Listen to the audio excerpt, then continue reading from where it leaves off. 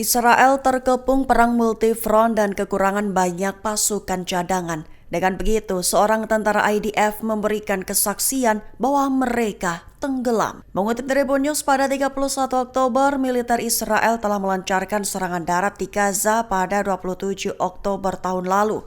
Merujuk klaim resmi IDF, mereka telah kehilangan 367 prajurit dalam operasi tersebut. Sementara itu 37 orang tewas di Lebanon sejak Israel memulai operasi darat pada 30 September lalu. Terkini Israel telah melancarkan perang multifront melawan Hamas di Gaza dan kelompok militan yang didukung Iran Hizbullah di Lebanon juga harus menghadapi berbagai serangan dari poros perlawanan di Irak, Suriah, bahkan Yaman. Dengan begitu periode tugas divisi cadangan mau tidak mau harus diperpanjang. Sejumlah anggota divisi cadangan pun melontarkan keluhan di mana mereka tidak dapat melanjutkan kehidupan normal lagi.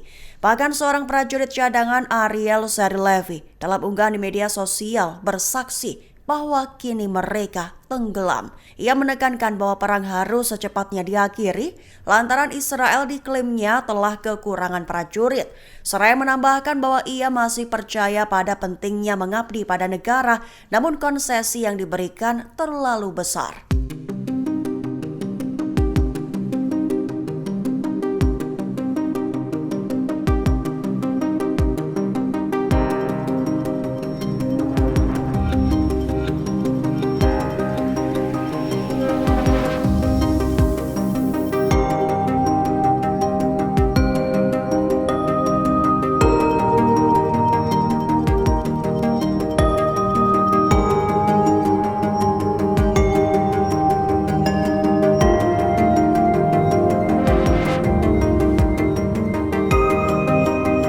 Bombardemen buta pasukan IDF tanpa henti di Gaza dibalas perangkap tipuan milisi perlawanan. Akibatnya sebanyak 4 tentara dari unit hantu Israel tewas dan jumlah itu sudah termasuk tewasnya seorang perwira. Mengutip Tribun News pada 31 Oktober, hal itu merupakan klaim dari militer Israel yang diumumkan pada Selasa 29 Oktober 2024. Lebih tepatnya, IDF mengumumkan bahwa 4 tentara termasuk seorang perwira tewas di Jabalia di Gaza Utara. Dijelaskan bahwa bombardemen buta tanpa henti, serangan udara yang menargetkan wilayah sipil dan infrastruktur sangat mempengaruhi semua aspek kehidupan di jalur Gaza. Sebagai tanggapan, milisi perlawanan di Gaza telah mengintensifkan operasi, melakukan serangan strategis dan penyergapan. Seorang pakar dari Yordania, Fayyaz Al-Duairi, memberikan konfirmasi di mana milisi perlawanan telah menggunakan perangkap tipuan terhadap pasukan IDF. Sementara itu pihak IDF mengonfirmasi bahwa keempat tentara mereka tewas akibat ledakan alat peledak di dalam sebuah gedung di Jabalia. Artinya Brigade Al-Qassam dan milisi perlawanan lain sukses memancing IDF dengan sebuah umpan yang baik. Perlu diketahui semua anggota tewas dan terluka adalah anggota unit komando yang dikenal sebagai unit multidimensi atau unit hantu, sebuah unit elit di ketentaraan Israel.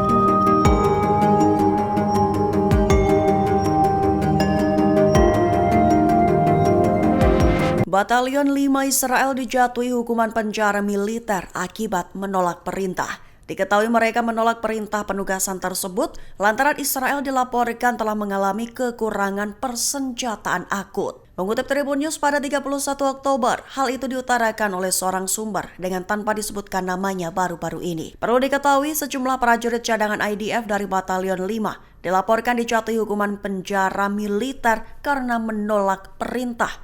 Perintah yang mereka tolak adalah memasuki sebuah gedung di pinggiran Gaza tanpa dukungan udara atau K9. Lebih tepatnya, seorang sumber menyebut bahwa para prajurit IDF itu ragu-ragu untuk melaksanakan tugas karena masalah keselamatan. Diklaim olehnya bahwa kurangnya dukungan dilaporkan karena keterbatasan sumber daya yang dimiliki. Sumber daya yang dimaksud adalah personil maupun peralatan tempur dan militer. Sebatas informasi akhir, juru bicara militer Israel mengonfirmasi bahwa penyelidikan atas insiden tersebut sedang berlangsung di bawah komandan divisi.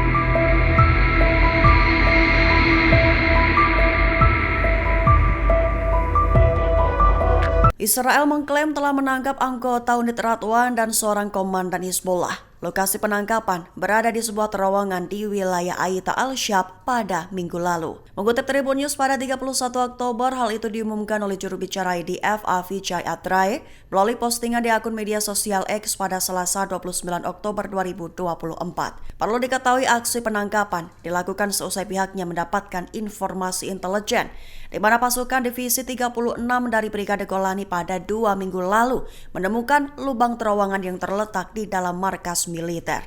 Ketika dilakukan penelusuran, lubang tersebut membawa mereka ke sebuah terowongan.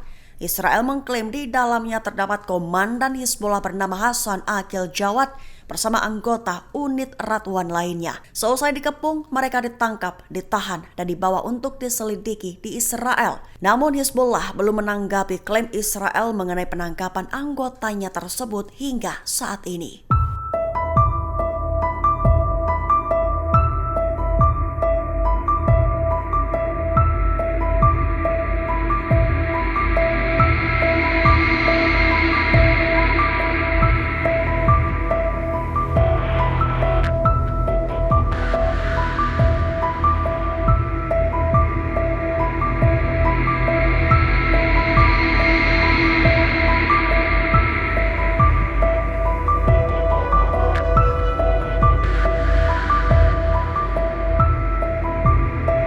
Roket dari Lebanon meluluh lantakkan beberapa wilayah di Israel Utara. Serangan roket berturut-turut dan tiada henti itu menyebabkan kebakaran hebat hingga kehancuran. Mengutip Al-Mayadin pada 31 Oktober, hal itu diumumkan dalam laporan saluran 12 Israel beberapa waktu ini. Lebih tepatnya, serangan roket dan drone terhadap wilayah utara terus-menerus dilakukan. Bahkan satu roket dilaporkan terkadang mampu melumpuhkan sepertiga wilayah Israel. Dilaporkan oleh sumber utama itu bahwa sekira 60% rumah di pemukiman Meitula rusak akibat kebakaran. Serta lebih dari 300 rumah lainnya perlu dihancurkan dan dibangun kembali karena lebih dari 450 roket anti-tank diluncurkan ke wilayah tersebut. Selain itu, kerusakan infrastruktur yang parah juga terjadi di Meitula. Diperkirakan akan memakan waktu antara 2 hingga 4 tahun untuk memulihkannya kembali. Sebagai informasi akhir, itu merupakan bukti di mana Hizbullah terus menimbulkan kerugian yang signifikan bagi pihak Israel dengan roket dan drone mereka.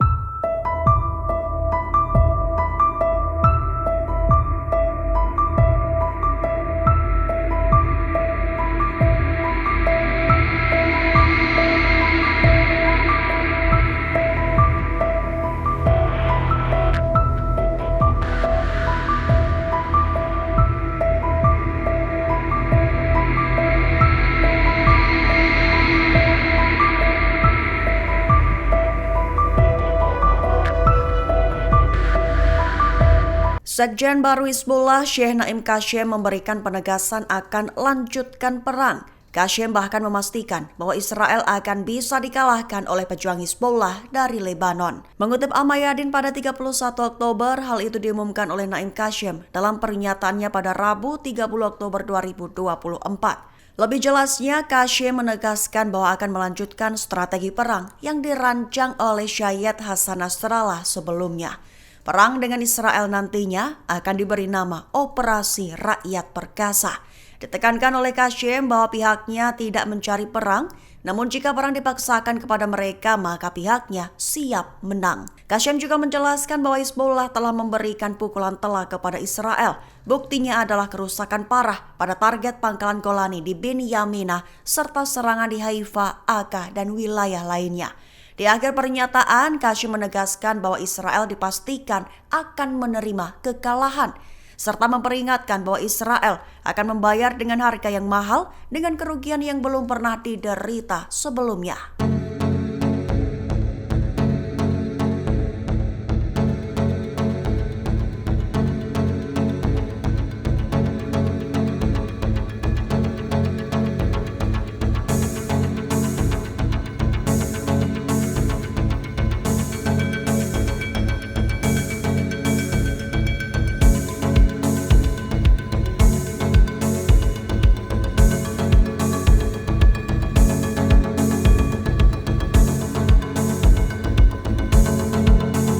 Israel dilaporkan gagal mencegah 3 serangan roket Hizbullah di wilayah Nahariyah, Israel. Imbas gagalnya upaya pencegatan, beberapa lokasi militer Israel terjadi pemadaman listrik. Mengutip Al-Mayadin pada 31 Oktober, serangan 3 roket dari Lebanon ke Israel itu terjadi baru-baru ini. Ledakan terdengar di pabrik pembuatan suku cadang UAV di kawasan industri pemukiman Nahariyah di wilayah utara yang diduduki.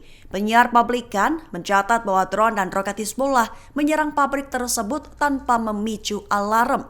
Selain itu, media Israel melaporkan terjadinya pemadaman listrik di lokasi militer di sepanjang perbatasan akibat penembakan dari Lebanon tersebut. Tak hanya 3 serangan roket itu, Hizbullah lagi dan lagi menyerangkan roket dan dronenya ke wilayah lain di Israel, seperti di daerah Al-Jalil, Panhandle, hingga memicu alarm di beberapa daerah utara, termasuk Haifa, Netanya, Kodeirah, dan daerah utara Tel Aviv disertai dengan suara ledakan.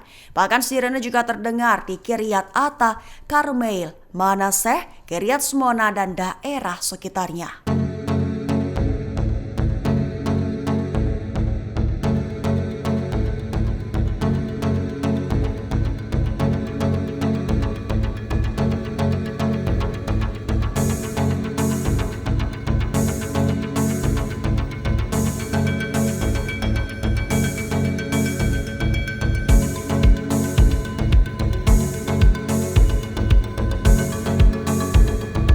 Kendaraan tempur IDF hangus dan hancur di wilayah Jabalia dan Beit Lahia, Gaza Utara. Ibas hantaman keras, IDF bahkan turut terpanggang di dalam dan terluka di luar kendaraan tempur. Mengutip Al-Mayadin pada 31 Oktober, hal itu menurut konfirmasi dari Brigade Al-Qassam baru-baru ini. Lebih tepatnya, sayap militer Hamas tersebut mengonfirmasi bahwa mereka menghancurkan 2 tank Merkava Israel, di mana satu dengan alat peledak tinggi di dekat persimpangan Razan dan lainnya dengan bom barel di dekat persimpangan Sakafi di area proyek Beit Lahia. Sekembalinya dari garis depan, Al-Qassam mengonfirmasi kembali telah menargetkan Merkava ketiga dengan peluru Al-Yashin 105 di area proyek Beit Lahia juga. Tak hanya Merkava, namun rampur pengangkut personil lapis baja Israel juga menjadi target 2 alat peledak Shawash. Kemudian di Jabalia, Al-Qassam menargetkan 2 bulldozer militer D9 Israel dengan 2 peluru tandem. Sementara penargetan ketiga dilakukan dengan peluru Al-Yashin 105 di Jalan Trans Jabalia.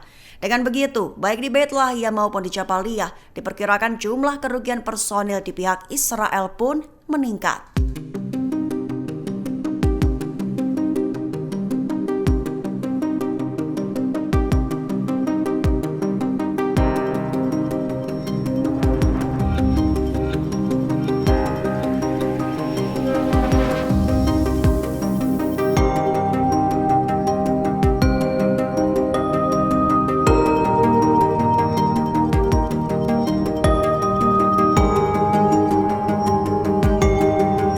Sekretaris Jenderal baru Hizbullah Naim Qassem mulai membahas soal gencatan senjata. Qassem menegaskan bahwa Hizbullah akan melakukan gencatan hanya jika Israel menyetujui syarat mereka. Mengutip Tribun News dan Al Arabiya pada 31 Oktober, hal itu diumumkan langsung oleh Naim Qassem dalam pernyataannya baru-baru ini. Lebih tepatnya, jika Israel memutuskan ingin menghentikan agresi, Hizbullah akan menerima, tetapi dengan syarat-syarat yang Hizbullah anggap tepat dan sesuai. Kashim menekankan bahwa meskipun ada kemungkinan untuk gencatan senjata, pihaknya tidak akan mengemis soal itu.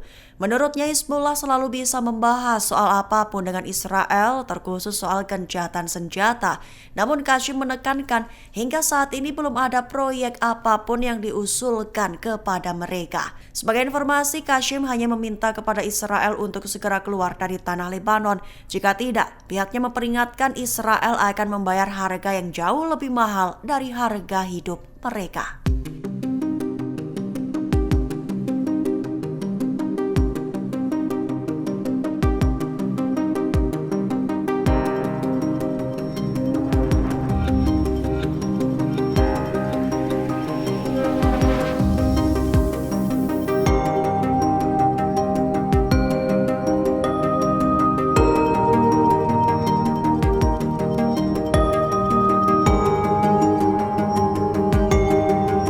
Download Tribun X sekarang, menghadirkan lokal menjadi Indonesia.